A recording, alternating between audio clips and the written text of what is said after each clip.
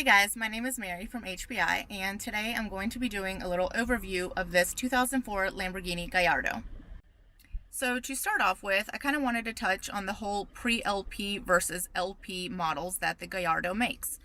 This in particular is a pre-LP, and the LP acronym, the L in the LP, stands for longitudinal, and it basically is just telling you that the engine is mounted so that the crankshaft is parallel to the vehicle.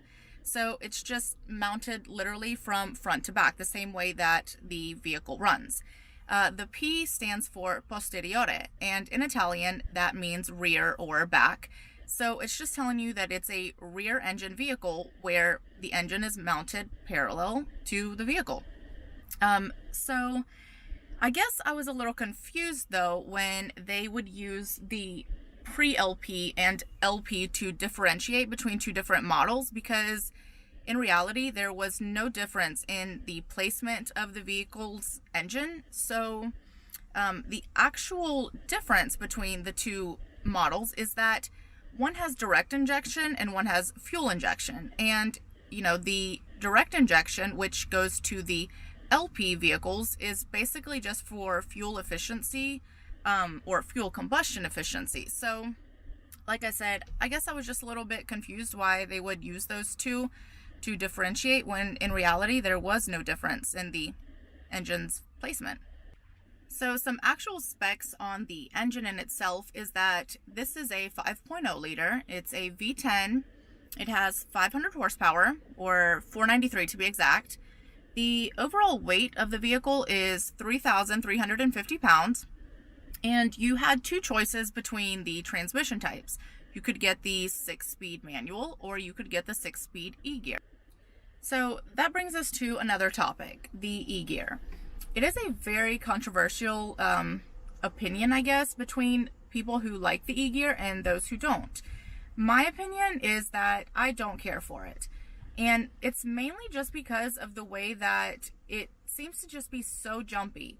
And this does have a stage 2 aftermarket clutch in it, so it does make it a little bit worse. But overall, any of the ones that I have ridden in or driven, they all just seem very jumpy to me.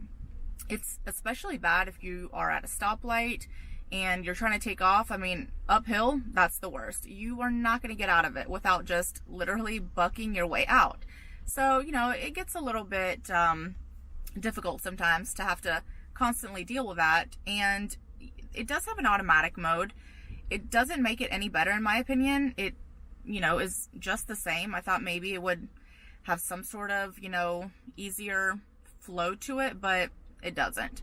So again, it's just, when it comes down to it, an opinion of what someone prefers. So another topic that people really seem to have a strong opinion on is the seat and how uncomfortable it is. As you can see, it's not anything, too fancy. It's just a normal seat in my opinion, but I hear people constantly talking about how uncomfortable it is. But I think my opinion may be a little skewed, because I am used to riding in Billy's Porsche, which is fully gutted, and it has race seats in it, and those are uncomfortable. This to me is not uncomfortable. But again, it's a personal opinion, and some people just don't care for it. When we first got the vehicle, Billy did a inspection on it, from literally front to back, thorough, everything. When he got to everything that was wired to the radio, there was a subwoofer in the back, and it just was really an electrical nightmare. There was wiring that was just, it looked like someone had honestly done it in their backyard. So he ended up spending a few hours. He unhooked everything, took the radio completely out. It was trashed at that point from people splicing wires together and, so forth. So we did order another radio that just came in this week. So we will be installing that, and hopefully, the backup camera will work again. But, for now, it's been a little difficult. So before I do an actual walk around and let you see the exterior of the vehicle, I kind of wanted to talk to you about how Lamborghini chooses the color, or the name of the color of their vehicles. This particular model is a Verde Ithaca, and the first word in the color is always an Italian word for whatever the color is. So, this one is green, so it's verde. And the second word is something that refers to, something in general that has to do with Greek mythology. Ithaca, in this case, is an island in Greece where Odysseus ruled. So it always is first word Italian color, second word Greek mythology reference. So I will get out and show you, the exterior of the vehicle. So this is the exterior of the vehicle. It is the Verde Ithaca color that I was just telling you about. And overall, it is a very flashy, attention getter color.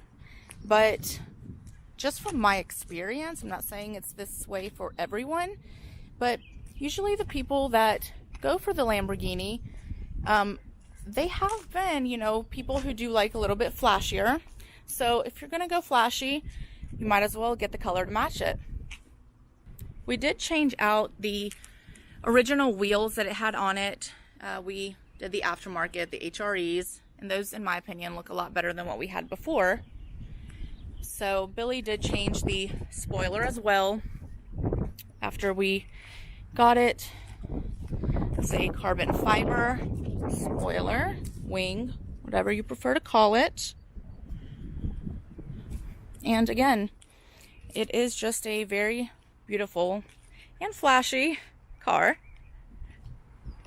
So overall, that is my overview of the vehicle, some personal opinions and some topics that I see that are constantly brought up in regards to it. If you have any questions or comments, feel free to leave them below in the comment section. And as far as anything else goes, we will be doing a few more videos in the upcoming weeks, so stay tuned.